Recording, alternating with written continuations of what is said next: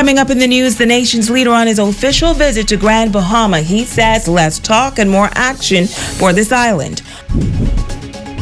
Also, the deputy leader of the Free National Movement not seeking re-election in the FNM's National Convention.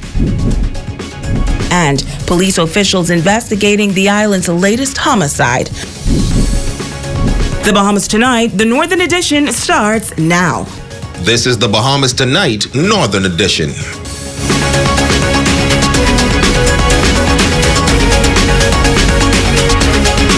Good evening, Bahamas. I'm Shoshana Rolf-Arkeson. As always, it is so great to have you with us. Topping news this evening, the nation's leader and Minister of Finance, the Honorable Philip Davis, making his first official visit to Grand Bahama on Monday. The Prime Minister and delegation arriving at the Grand Bahama International Airport and were greeted by the Minister for Grand Bahama, the Honorable Moxie, and senior government officials. The Prime Minister addressing a number of issues during a press briefing at the office of the Prime Minister. Time for talk as to where Grand Bahama is going is over for me. We need action. The nation's leader on his first official visit to Grand Bahama, touring the ministry for Grand Bahama to first show his support to the minister, the Honorable Ginger Moxie. A major movement in the economy, in social affairs, and any other endeavor that impacts or touch and concern the Grand Bahama area should be spearheaded and go through the Minister of Grand Bahama, even though it may cross over many ministries. And as he calls for more action on this island, the Prime Minister was transparent. As he says, investor confidence in the Bahamas is up. But when it comes to Grand Bahama, it's down. This has been that investors' confidence have waned over the many years, and we have been in our movements seeking to restore that confidence. I can see investor confidence in the Bahamas is rising exponentially. I mean, it's really the much interest in the Bahamas today has really grown and continues to grow. But for Grand Bahama, there's always this sort of question mark. But even with that, the PLP government made big promises to the island, particularly when it comes to the healthcare sector. And while within the first few months of office, the Davis administration has already completed repairs to the Rand Memorial Hospital, the question is, does the government still intend to build a new hospital on this island? I could assure Grand Bahamians that will happen. I've been in deep discussions and negotiations along with the Minister of Health. We're talking to any number of entities and governments to ensure that we're able to at least put shovel in the ground before this year is ended. For my part, I indicated to the minister I want us to start by June. Another concern for many is the sale of the Grand Lucayan Resort and the airport, which was destroyed during Hurricane Dorian. Prime Minister Davis assuring residents that there still remains high interest by investors in the hotel, but adds that Grand Bahama's restoration will be looked at through a holistic approach. The real issue is not just the Grand Lucayan, because there's no sense us putting it in the hands of someone and then the other components for a successful community are not there. So, for example, to have a successful project at Grand Lucayan, a successful resort, airlifts is important. So we have to look at the airport to see how we can get the airport back on stream in a way to complement and to ensure it feeds into the Grand Lucayan Hotel.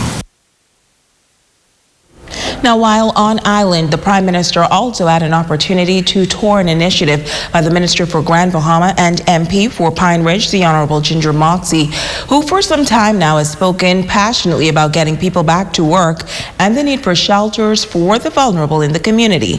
With that in mind, the minister, along with the nation's leader, visited a new initiative that will provide employment while addressing the social ills of homelessness at the same time.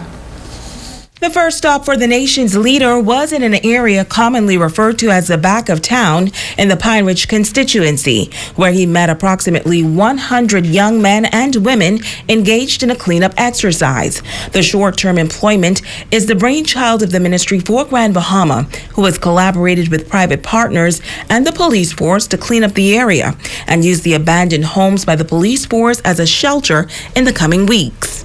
And we've had corporate Grand Bahama, along with the Ministry of Grand Bahama and the police, will be undertaking the renovations and repair of all these buildings. There's about 14 of them, and therein they will relocate those persons who are now living in that kind of condition in the dilapidated state that I saw today, and they'll be relocated there for a short period.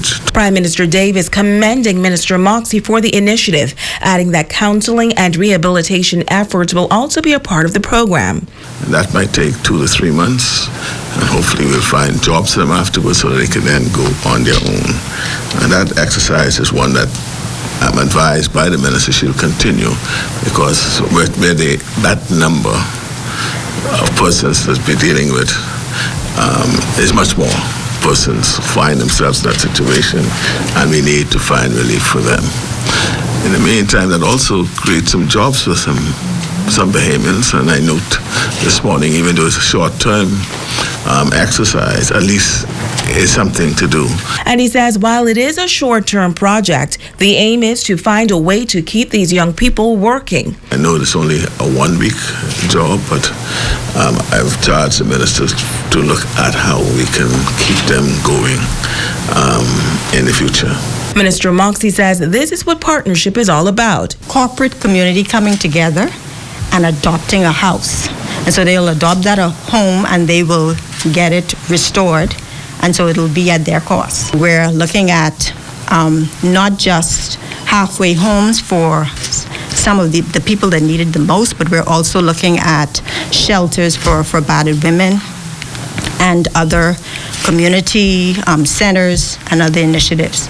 And so, again, we are very, very excited about the plans moving forward, and just want to really thank the Prime Minister for always supporting our initiatives. And she adds that much more of these types of projects are needed in the interim as Grand Bahama begins to bounce back. What we're appealing to really is corporate, social responsibility. And, you have the major companies that are doing well, but right next door you have people who can't eat. And that can be right. And so what we're looking at is to tap into the heart of these organizations. And really, when you present it to them, they're all on board. So they want to play a role. I think they just haven't been asked before. Now, the nation's leader also visiting ABACO today, where he assessed rebuilding efforts post-Hurricane Dorian. Prime Minister Philip Davis made it clear that he is not pleased with the recovery efforts on Grand Bahama or ABACO. Apprised of the restoration efforts in respect to the Dorian recovery. I am not satisfied with the pace where that is occurring. I have spoken to the minister, my Minister of State, who has charge and responsibility of that aspect of my ministry. He too has expressed his dissatisfaction on the pace, and we are committing ourselves today to find the mechanism, means, and structure to accelerate the pace in which relief could be had to our people in the stricken Dorian area in particular.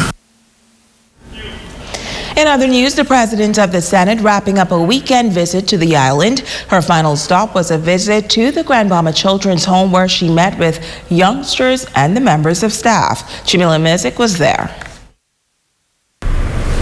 President of the Senate, the Honorable Lachelle Adderley, during her first official visit to Grand Bahama, touring the Grand Bahama Children's Home. The facility founded many years ago to care for youngsters who have been abused, abandoned, or neglected.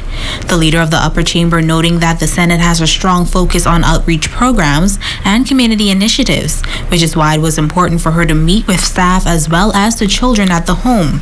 It was an awesome experience to visit the Grand Bahama Children's Home. I heard about the devastation post-Hurricane Dorian, so it's important to come here to see the state of the home now, and it's exciting to be here with the children and to see them looking so well adjusted and happy and content, and they're well looked after, well taken care of, and the surroundings and the home, the administrators, there's a lot of what they need here: warmth, love, and encouragement. So it lifted my spirits to see that today, post-Dorian. The Minister for Grand Bahama, the Honorable Ginger Moxie, also on hand for the tour. Minister Moxie pledging her ministry's commitment to continue supporting the home. We've been through it all since Dorian. The facility was impacted greatly. The kids were impacted. Many had to move to Nassau and then return here. And it's improving. It's improved a lot.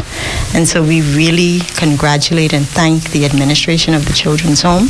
They've been doing a phenomenal job. And we just wanted to say that we support them. The government supports them. And so we're all in this together, and we're going to work closely with the Children's Home to make sure that the kids are well protected and have what they need in order to thrive.